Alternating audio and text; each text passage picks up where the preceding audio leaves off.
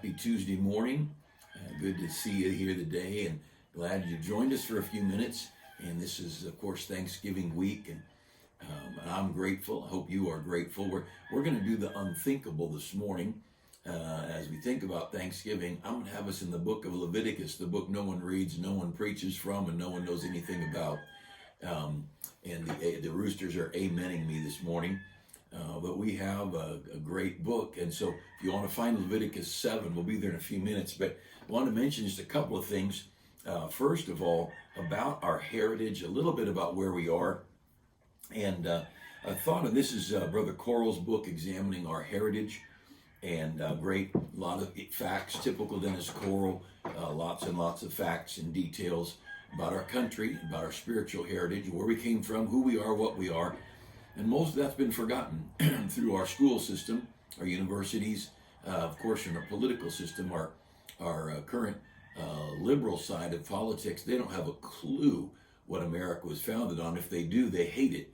And then many of the people, on the right-hand side of political values, they don't really believe much of it either. They're more concerned about getting their little pot of gold at the end of the rainbow. And that's the big problem we've got, because the love of money is not, it's not just a bad thing, it's the root of all evil. And I think much of the political mess we're having is a love for money and a love for power. But let me read a couple verses here, a couple of thoughts about our dependence upon God. And the Declaration of Independence, they declared not just our independence from Great Britain, but our dependence on God's biblical separation, like in Romans chapter 1, verse 1 or verse 2, he says something like being called an apostle of Jesus Christ, separated unto the gospel. Separation is not just separation from something. Separation is separation from this unto that. The word sanctify or consecrate is to take something and take it away from here and put it over there. For me to just quit drinking, smoking, cussing, chewing doesn't make me much of anybody. The cemetery is full of people like that. But if I am separated unto something and my life accomplishes something, whether it be prayer or praise or giving to others or whatever, I can at least be a contributor of good. So I'm separated from. And so our founders in their declaration separated from England, but unto dependence, from dependence on British rule to dependence on God's rule. They say we hold these truths to be self-evident, that all men are created equal, that they are endowed by their Creator with certain inalienable rights, and among these are life and liberty and the pursuit of happiness. And so we're endowed by our Creator. And they make it clear the things that we as a nation are wanting people to have are things not granted by men, but the Declaration is saying these things were granted by God, and that these things belong to every human being, and worldwide. But we in America, we're trying to help people have those things, which is the pursuit of, not the attainment of, but the pursuit of life, liberty, and the pursuit of happiness. And so God, the founders, wanted the basis. What do we do what we do for in America? What are our rules for? What are our laws for? What is the government in place for? The Declaration is that first compact that explained the purpose of everything. When the Declaration was actually being signed, the Declaration was being signed, Samuel Adams said, and Samuel Adams, if you read some of his writings, he was a very godly man. John Adams and Sam Adams, they're both great men, but Samuel more Bible, he could have been a preacher pretty easy. He says, we have this day restored the sovereign to whom all men ought to be obedient. He reigns in heaven, and from the rising to the setting of the sun, let his kingdom come. Samuel Adams, as they're signing the Declaration, was saying, this Declaration sets up the fact that we want God to rule, that we want God to reign in this country, from rising to the setting of the sun. And that's a lot different than we've got in America today. We've come a long way, baby, to quote the cigarette commercial of the 70s, I guess it was. And then when you go down to the further documents, when in the course of human events, it becomes necessary for one people to dissolve the political bands which have connected them with another, and to assume among the powers of the earth the separate and equal station to which the laws of nature and of nature's God entitle them. A decent respect to the opinions of mankind require that they should declare the causes which impel them to the separation. And so they're talking about, why would we be separate from England? Because of the laws of nature and nature's God.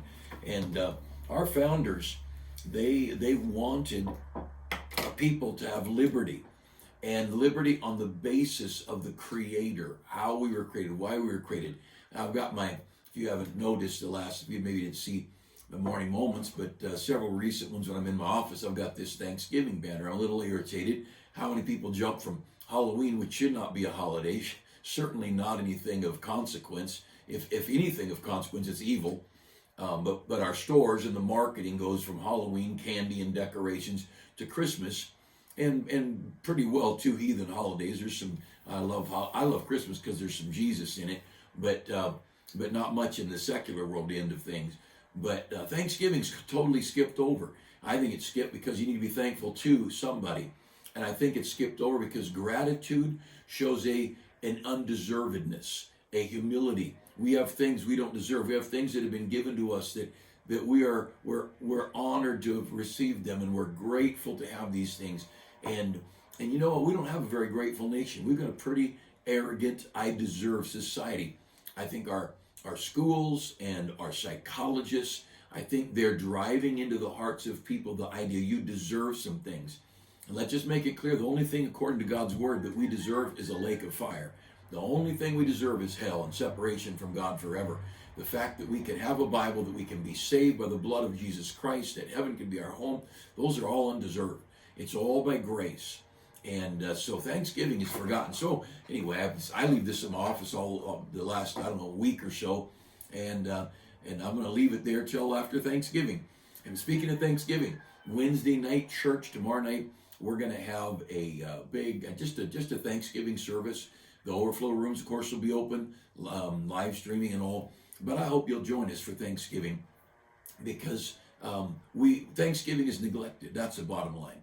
Now, in regard to the things that God promises us, and we'll be in Leviticus 7 in just a minute, but when we start talking about the things that the founders of our country, the framers, those who framed this, put this together, the Constitution, the Bill of Rights, the Declaration, those that put these things together, the agenda they had was that God gave us some rights, and that life, liberty, and the pursuit of happiness were these things that we wanted every person to have.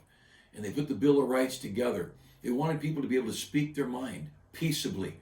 All these rights, those were not guaranteed, protected by the First Amendment. The First Amendment guarantees peaceable assembly. For me to walk to your dinner table and scream in your face, I personally think you have the right to put a fork in my face and just jam it through wherever you want. That's my opinion. I don't make laws. But nobody's got a right to take away my peaceful meal with my family. You want to speak, you speak at an appropriate distance, and you let people have a life. No one's freedom gives them the right to take away another person's freedom. And so there's a very fine line in this thing of freedom. But our founders want us to have freedom. Not to burn buildings and tear up people's businesses and rob stores. That's not freedom. That's anarchy, and that's terrorism. And to intimidate voters and to intimidate lawmakers, that's not freedom, and it's not America. No one has a right to do those things. But in regard to this, the idea that someone could tell you how many people you could have in your house for Thanksgiving dinner and where they could come from. You can have dinner with your family, but not with family that comes from other homes. That is our choice. That is not the government's choice. No government authority was granted the right to control you privately in your own home, in your own life, And the fact is, business-wise, I don't believe any governor's got a right to tell a business they can or cannot operate unless somehow that business is in gross violation of laws that were established by Congress. The governor doesn't make laws, and all these executive orders and things. Those are way out of line. And I think there's definitely a time for some people to stand up and say, no, we're going to ignore your laws. Just forget it. I think everybody, and certainly, I don't know about other states, but in California, I think Californians need to say we're done. And if you want to wear certain masks, gloves, whatever, you want to stay home, that's your right. You're free to do that. But nobody's got any business telling you can't go to a park. We're being taxed to pay for the parks, and then we can't go to the park and throw a ball with our kid. That's wrong. And I think Americans need to be angry, and I think we need to ignore the laws, fight against the laws, do whatever. I can't tell you the right way. I wish the Lord would raise up somebody. I think he did in President Trump, somebody to stir people to stand against tyranny. And of course, that's why he's being attacked so much, because he has stirred up some people. He's given us hope that there might be some hope of freedom left in Washington, D.C. But I hope you have your holidays. Hope you enjoy them. Enjoy your family, your friends. Enjoy your life and your liberty, and pursue happiness. And ignore, in my opinion, I just think you need to ignore a whole bunch of this nonsense that is telling you you can't stay out after 10 o'clock. Someone told me Saturday night we have a prayer meeting at 7. One of the men said, you want to drive into the city with me? And I said, well, why would I go with you into wherever, Huntington Beach, wherever, on Saturday night? He said, because they're having a curfew rally. And I thought, I'd like to go just to drive around after 10 o'clock at night, walk the streets or whatever. But there's other things more important than that. And I had church on Sunday morning is way important than rallies on Saturday night. I do both. But the rally on Saturday night's not going to be of any value if we don't have some people loving God on Sunday morning. But anyway, I hope you enjoy your freedom. Cherish it. If we don't maintain a love for freedom, and if we don't teach our children and give them an understanding of our freedom, we will lose it. And we are not very far away from the socialism of Australia, New Zealand, England, Germany, Spain. You know, one of my friends, and I can't remember whether he was in, I've got friends in the South. He was either in Tasmania or New Zealand. I've got some friends in both places, but one of them said, in our country, we have yet to have one COVID death, not one. And yet, the entire country is locked down. That is lawlessness. That's tyranny. It's horrible. Businesses being lost, schools and training of children, and the emotional distress, and of course the established homes, the families like yours and mine will be okay, but there's a lot of families won't be okay. And the liquor runs, and drugs were crazy, and abuse in the home, and nobody's got a right to do those things. This is all wrong. And there are doctors who have made it very clear that thousands and thousands of doctors that believe the lockdown it hurts more than it helps, that the whole thing of sheltering in and masks, that those things are causing more grief than they are good. And there's plenty of doctors on opposite side from those that are in the mainstream media, but they're being shut down. And if you've never heard any of those doctors, you need. In fact, I think I scribbled a note. I was listening to a doctor on the news, and let's see if I can find this thought here. There was a name. He was the Barrington Declaration. That was it, the Barrington Declaration. Look that up and see the number of doctors that have signed. Like 23 or 32,000 doctors signed this Barrington Declaration to say that we're against all of the treatment of this COVID-19.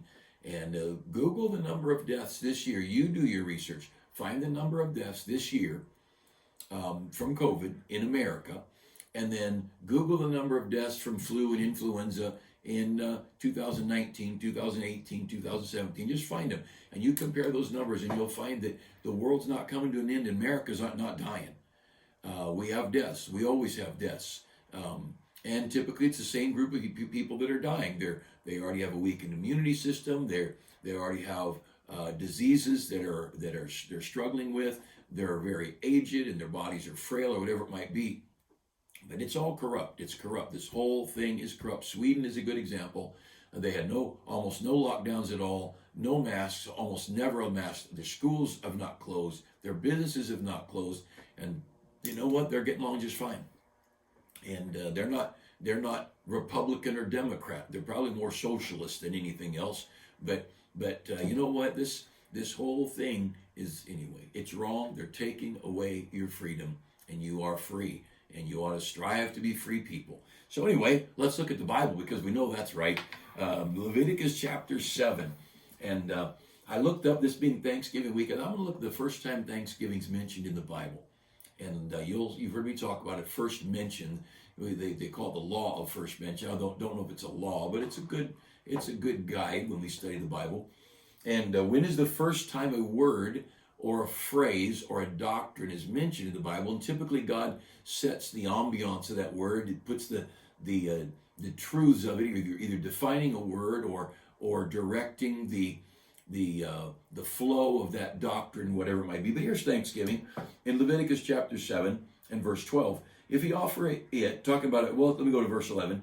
And this is the law of the sacrifice of peace offerings, which he shall offer unto the Lord.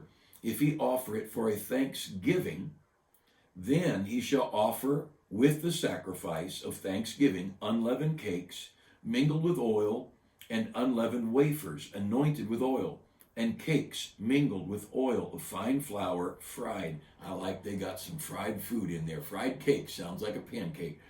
Verse 13, besides the cakes he shall offer for his offering leavened bread.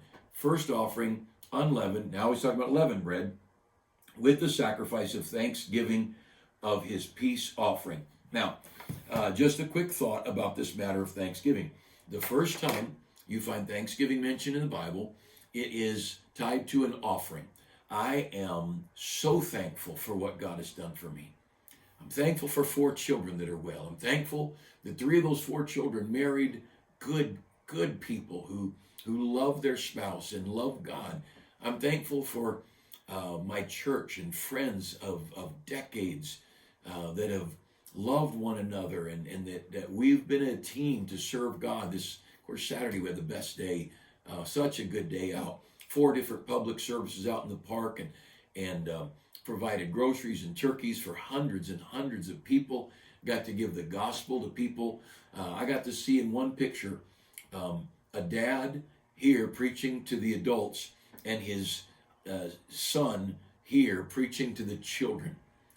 Talk about a reward of the ministry to see those things. And then one of our men from Spanish church over here preaching to the Spanish people, and 3 of our men preaching. And I didn't preach anywhere Saturday. I got to just watch, and I looked here and there, and that's the joy of my heart, to be able to step back and see our people serving God and investing their lives in us. What a great Saturday we had. People were so thankful for the food. They were thankful. One of the families, they thanked them, our workers, for having a church service. He said, our church has been closed for months. We've not had any church. We just love that you're doing this. And it was the first time they've been to church in 7 months or however long. And it was our park service where one of our deacons was preaching there and gave out groceries, turkeys. They had some gifts for the children, and turkeys and groceries for the families in need. What a blessing. See, if we're going to be thankful, he said, you want to come to God and have an offering of thanksgiving. He ties thanksgiving and offerings together. He doesn't just say thanksgiving from the heart. He says thanksgiving that causes you to give, to bring a sacrifice to God. Let me read that again. Put this thing in context. Think about it. He's talking about all the different kinds of offerings that you can bring, and the law of sacrifice in verse 11. This is the law of sacrifice, chapter 7 of Leviticus. The sacrifice of peace offerings, which he shall offer to the Lord. If he offer it, what's the it? It's the offering, the sacrifice. If he offer it, this sacrifice, for a thanksgiving, then he shall offer it with the sacrifice of thanksgiving, on and on what to offer. He says, if you're bringing a sacrifice, you're sacrificing something to God out of thanksgiving. Let me just put it in layman's terms. A heart of thanksgiving scripturally is tied to a heart of giving to God. a heart that says, I am so thankful for how good God has been to me. I want to sacrifice something for him. And here in this Old Testament, all these sacrifices have all kinds of symbolic things to the blood of Christ or the death of Christ or prayer or different things. But the point is here, thanksgiving comes with sacrificing to God. And there ought to be, we read yesterday, the day before, out of Hebrews, the praise of our lips is an acceptable sacrifice. God wants us to say how thankful we are, to talk about how good God is.